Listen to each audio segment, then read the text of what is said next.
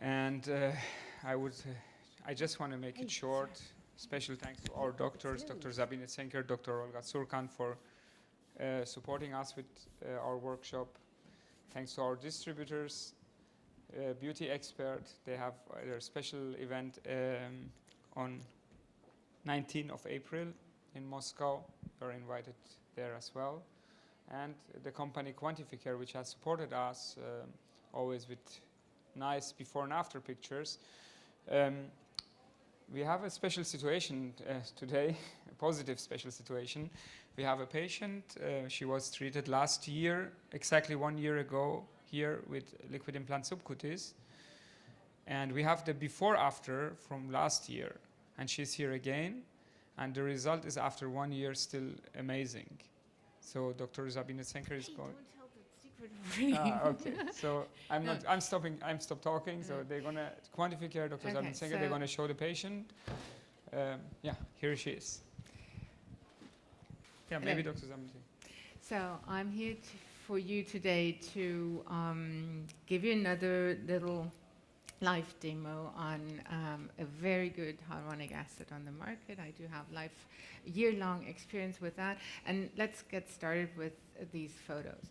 The patient left side was the before last year, and now she is the before this year. We have to look very closely, but I think the overall impression we do have is she didn't change a lot, right? She's even better, I'd say, and which is not from the data we have. We don't really can assume or predict for any product.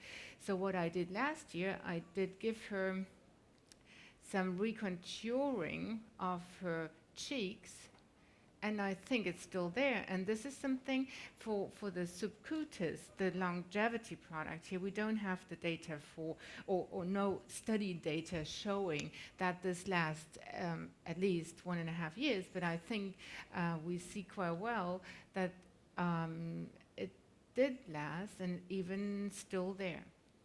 So what I did fill up the nasolabial fold, but that was, if I'm right, that was done with Cutis, so there she'd need some more now. I just talked to her and said, well, let's do a bit on the jawline. We didn't do the tear trough. We did reposition or smooth out the lid cheek junction.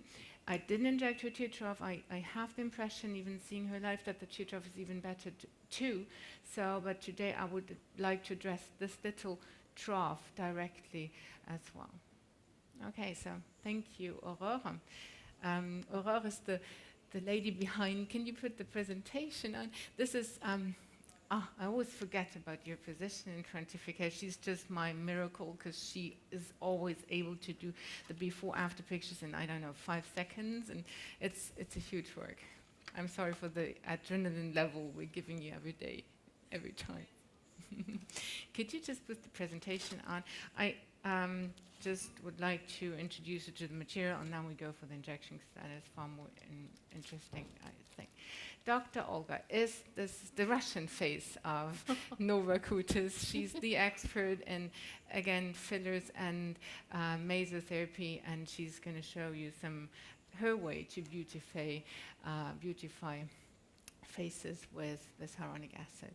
So looking at the ideal features, our daughter, age 14, nothing to complain about, even though we were just speaking about the chin, the kind of double, yeah. Anyhow, I think she's beautiful as she is, smooth transitions, a nice shape and volume. So looking at the aging phase, we do age in all departments, all layers.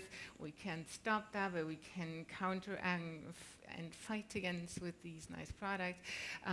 Looking at smoothing out shadows and transitions, camouflaging the fuzzy contours, and giving them back putting tissues, soft tissues, back to a natural volume at the place where it should be.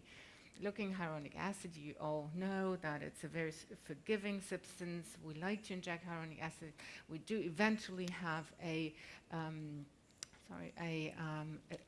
antidote, and looking at how the manufacturers do provide us with this material is they do make them firmer, less firm, more viscous, more elastic. They playing around with particle and different concentrations. Have a close look to that once you buy a product. Look at the scientific or at the data filed on chemistry, and this is something I want to share with you here on Liquidimplant. Obviously manufactured from a non-medical bacterial source, HA, and cross-linked with a high concentration of hyaluronic acid particles diluted in a gel. This is, in a nutshell, how this product is made. And this is something I always have a look at. What is the toxin level here? What is the pH should be as neutral as possible. But then we'll look at the clinical features of these materials. This one is a very pseudoelastic, soft-like, very well adapting to tissue material, and we do have different products to actually go for different indications. The indications are as follows. The softest one is the labium, the working horse, the cutis, and the most long-lasting one is the subcutis for any volumizing, reshaping treatment. I think we should skip that, I think, otherwise, what's the timing?